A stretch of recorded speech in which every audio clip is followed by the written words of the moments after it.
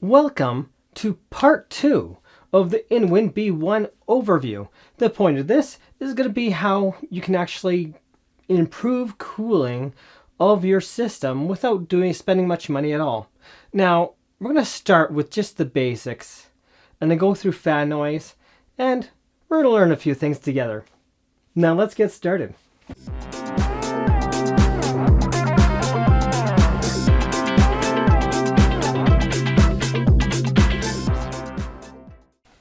So now when you first open your computer, before you have done anything to it, let me explain here. Air gets sucked through the bottom here. And of course we'll go into this fan first and go through your power supply. And air will seep through here. So air is somewhat restricted and you lose part of your air pressure through your power supply, which barely gets hot unless you have really high power components. That's why I don't recommend running anything higher than a 65 watt TDP, be it Intel or AMD. And just to let you know, one downside about Intel, with some board manufacturers, don't look for the fastest board money can buy.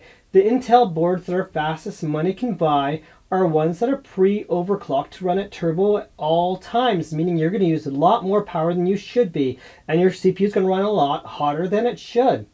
So just to let you know that. Now, so air flows through there, you lose part of your air pressure that's going to cool your CPU going through here. Now your CPU now gets secondary air, and air doesn't flow directly through here. It's going to go through every crooked nook and cranny, and therefore you will not get much CPU cooling versus what you could. So your fan's blowing here, but sure, it's blowing out here at the top, which is an efficient design itself for getting hot air out, but your CPU is going to run hotter than if you flip your fan the other way to blow air towards your CPU. And then you'll get a lot lower CPU temperatures. I'm talking about like the difference between 5 degrees simple, just by flipping your fan the other way. Now, that will blow air through here.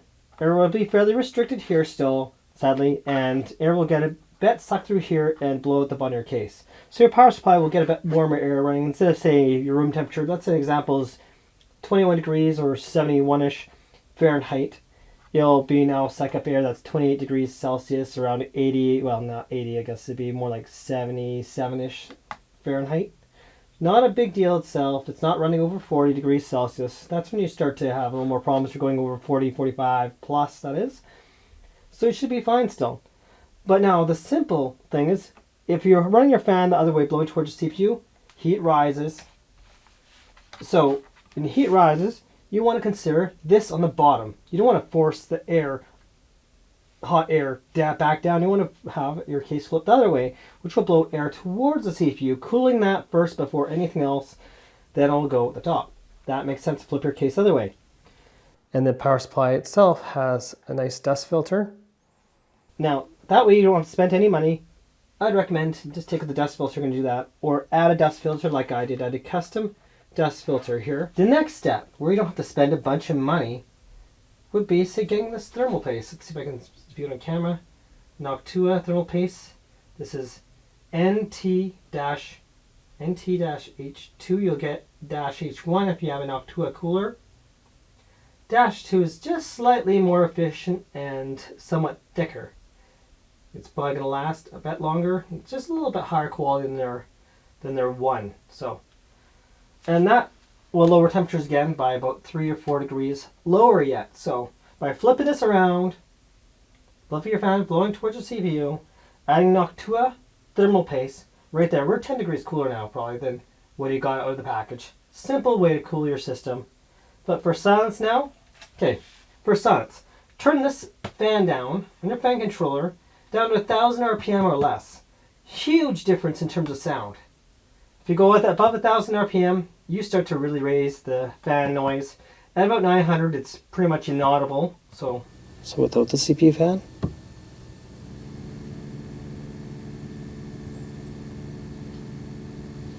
Okay, so you got this cooler, right? This cooler here for Noctua, or you have some other options as well. However, there's this one option here where your RAM, you have to be mindful of the size.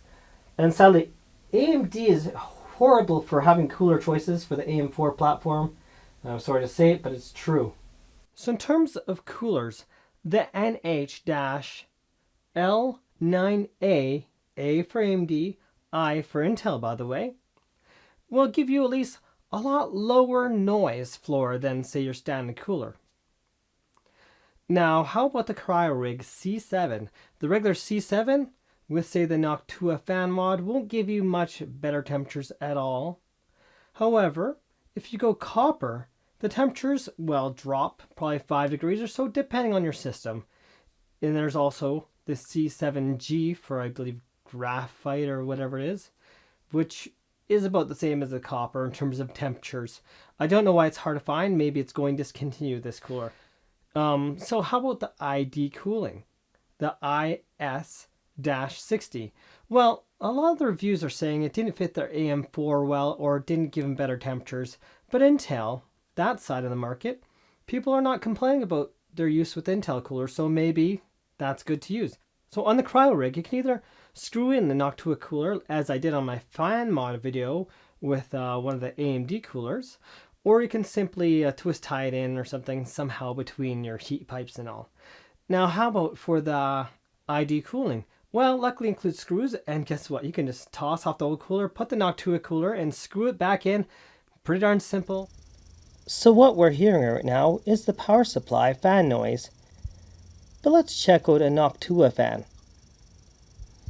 So the question is there any reason to change the Inwin power supply fan? Well, Inwin's website is implying 30,000 hour life expectancy. I wonder if they're talking about the fan. Noctua fan, however, is rated for 150,000 hours. So you got 30,000, 60,000, 90,000, 120,000, 5 times longer. Now, to replace this fan here, what we're going to have to do is remove this screw right here. And I'm not sure if we can see it or not right now. There's a screw here between the wires and another one up here. All my 3 screws out. So now the question is, how do I remove this cover? I give it a bit of a push right here at the seam, and you'll have to use a little bit of force, not much. And it slides right up. There's a lip on this side, so you just can't remove from that side. You have to use this side up. And then it comes out nice and easy. Now to remove this fan, all we have to do is remove these 4 screws. When I have this open, don't ever, ever, ever leave the power connected while working inside the device. In fact, press that power button after you disconnect that power thing, after you disconnect that power cable here, to drain any power from the capacitor so you don't get a zap. Not to say I haven't ever been too impatient in my younger years. Don't be an Eric. Be patient. There's a bit of glue holding this fan right here.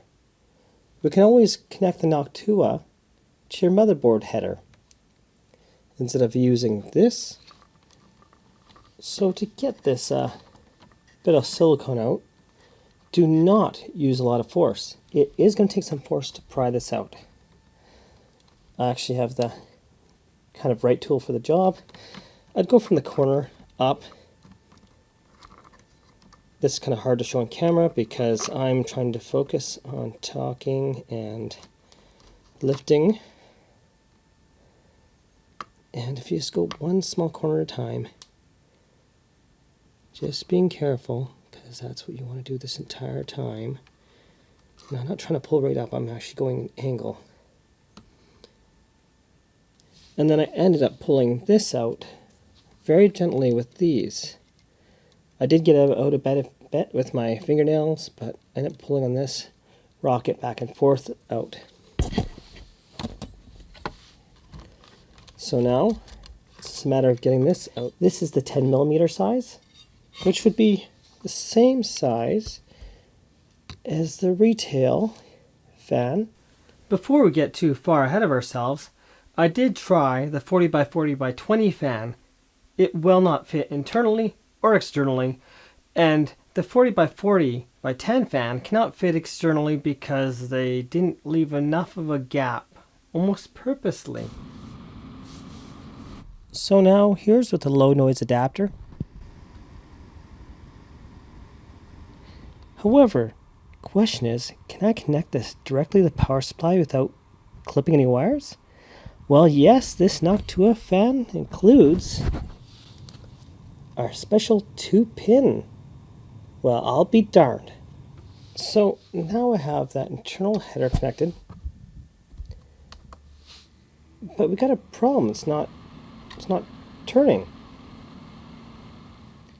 That it's maybe even too low power to actually run this fan with internal header. So for an external fan, we do face a bit of an issue. We can't put the top screw back. Well, that's kind of a pain now, isn't it? So we could put one screw in, but that's not quite enough to hold the power supply quite sturdy. To mount internally and take advantage of what we have for holes, such as right here, or right here. So let's see what we can do. We got a whole big gap here. I should be able to put the fan through here, the cable, and run it down and mount it internally. Run the cable through the hole right here, which is pretty darn easy. And now when you put this back together, this casing, you'll have to make sure your little angle here is clipped through here and then slid in, and then push her on so it's clipped in here and it's slid in here properly. And now you can screw her together and you have it connected. Here is your ground. You're going to have to connect this little ground cable back up between the screw because it just helps for any shorting. Connect internally, run this externally, because otherwise you're going to have to run this cable in here with other little adapter, even if you can get it to work properly with the internal circuit board. I recommend using a low noise adapter, or else this fan's going to run a lot louder because it's going to be a lot higher speed. So this is your limit, what you're limited to. And when you're using a motherboard header, which this one has a fan header, you make sure you have one available. You should. Most motherboards, unless you get the cheapest of the cheap, should have at least 2 headers, or 3. But even 2, your 80 by 80, so 80 by 15, your CPU and your other one, not all have 3 headers. So you need one of 3 headers. This is, if you have 2, you're out of luck, or else you have to use an adapter. Now, some motherboards only have 2 fan headers, one for the CPU, one for a case fan. This one has 3 fan headers, even though it's Mini-ITX, which is great, which allows me to run this on a fan header. I can see the speed it's running at. I can add the adapters, know it's running, simply by going to the BIOS. Not everyone knows how to get to the BIOS, sadly, or through software specifically made for your motherboard. If you go to downloads, a lot of motherboard companies have software to monitor your fans. And sadly, through the fan controller, I cannot change the speed of this directly, sadly, at all. It's probably because it's too low power to do that. So right now I stopped all the fans in the system. And right now all we hear is the Noctua fan. With an extension cable only, no fan control. We're at 4,300 RPM.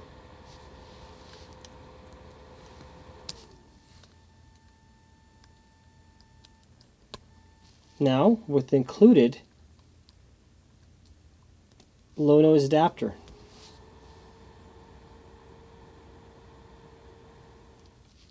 Now using some other low noise adapters that I have that came with my 40 by 40 20 fan. You can also often order these separately depending on the site. So this is RC11.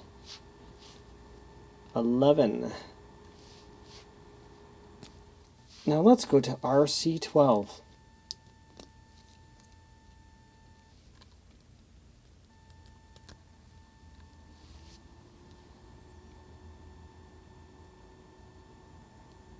If you really wanted, you could combine more than one adapter together to get more, well, slower speed and more silence yet. So I'm going to add the RC10 to RC12.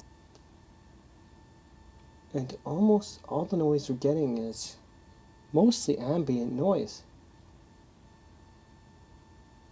But we can go more silent. Let's take an RC12 plus 11 and remove the RC10 that's included with this particular fan.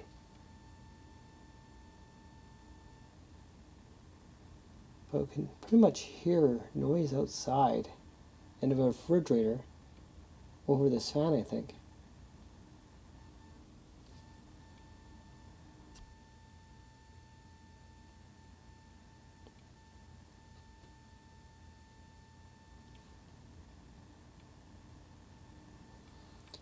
And for those wondering, we are literally about two inches away from this fan on the highest input on my Rode Wireless Go to my camera.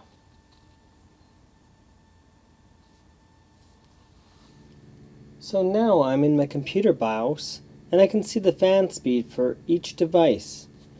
Right now I have this fan turning at 2700 RPM.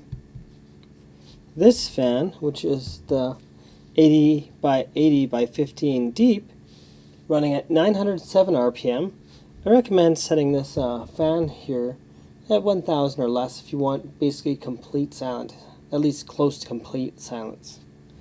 However, the retail AMD or Intel cooler will probably be the loudest fan in your system. If I have a fan filter in the bottom, you know what? I technically could remove that filter, the other filter for the power supply side. Now, you could always put one of these for a dust filter in their fan, but think about your air restriction here. That's where that bigger filter, which allows airflow from all that surface area. Let's see where it is. So all this surface area versus this little tiny little surface area, the Silverstone, is going to make a lot more sense. I'm going to take this out of the package so we can see this difference. So I recommend against using this fan filter because you'll have to get a thinner fan to fit in that little clip-in area. The biggest you can actually fit in this case is the included fan, sadly. The included fan is not bad for volume, but let's show this fan filter and then move on to bigger, better filters. Which is a nice filter, by the way, but if we stuck a bigger filter, we'd get more airflow and force going through. And by the way, the thinner the fan, the less CFM you're going to get. So a thicker, wider fan does give you more CFM, but without engineering, you're not going to fit bigger than a 15 millimeter thick fan. Now, this versus this, we're talking about double the surface area here, which allows more airflow while having better dust filtration. But let's say you want your airflow and that surface area at the same time. Well, in my fan filter review, my dust filter review, I have one of these in 120 millimeter, but I also own this in 140 millimeter. So we can engineer one of these and not have to fuss around as much. But again, we'd have to cut this, fit in the front, and bend this curved. Then we get an airflow, and you keep the regular fan in, so you can have your airflow and enjoy it too. So let's say you'd like to make a fan filter that has a little more airflow, but it will let some fine dust in, but you're willing to do a sacrifice between. So get where your fan is installed to. You'll want to curve this with this, and just about get that bottom lined up with here, and trim off your little ends to kind of curve it with this. And where this curve on top is, you want to line up with your hole. And then trim a little tiny piece here and here. So get it curved, cut off. A little notch there and there. Curve it with your lines here. And that'll avoid most dust getting in, at least bigger dust. So now I got the fan filter fit. I trimmed the edges so it can fit in here, the groove. Ideally you'd like it flush to right here If you have it longer than this, it won't fit in the case properly to screw in. Of course, if you cut a little too much, it's easy to fix that with silicone and fix that little bit of a gap.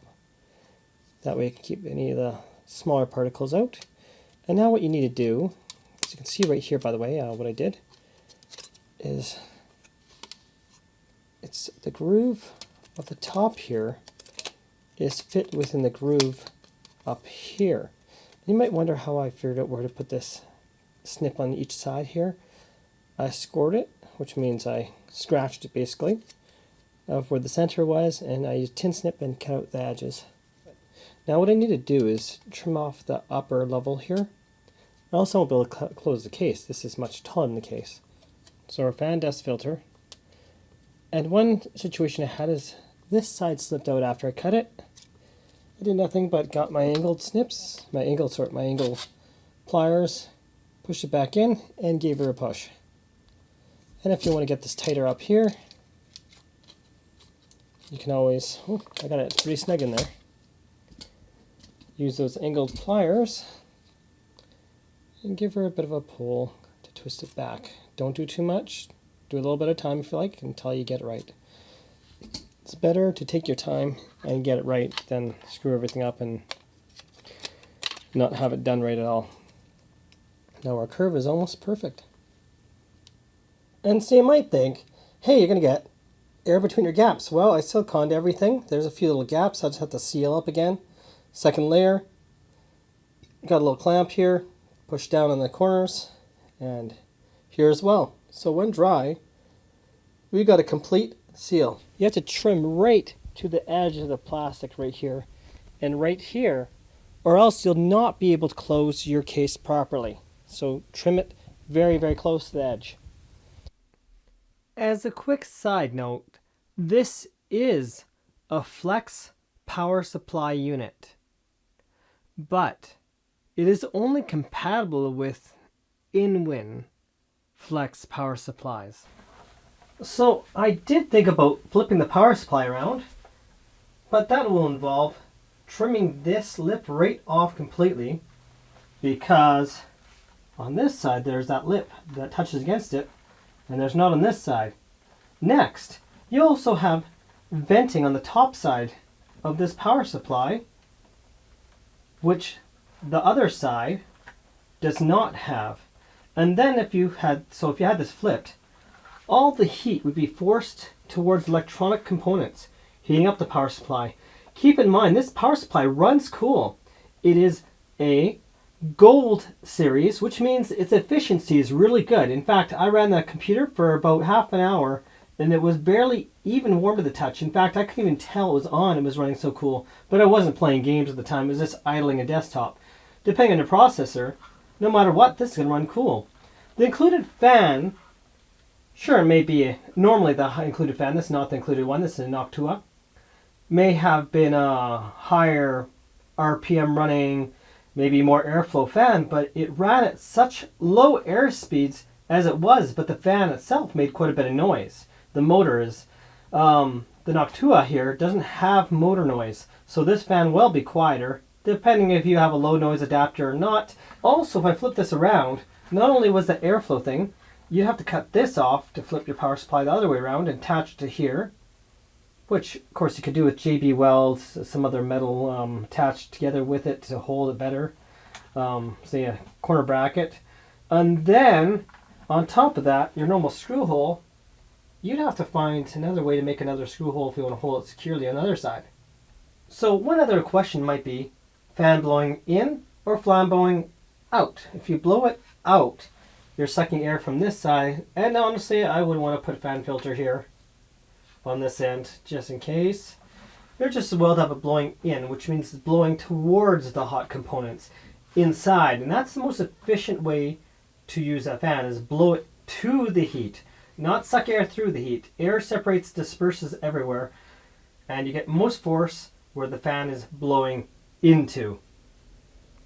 So how about alternative case solutions? Well, I must say this Inwin B1 is just amazing value, but if you need more cooling, you need a bigger case most likely. like the thermal tank. I'll post the picture right here because I can't think of it offhand.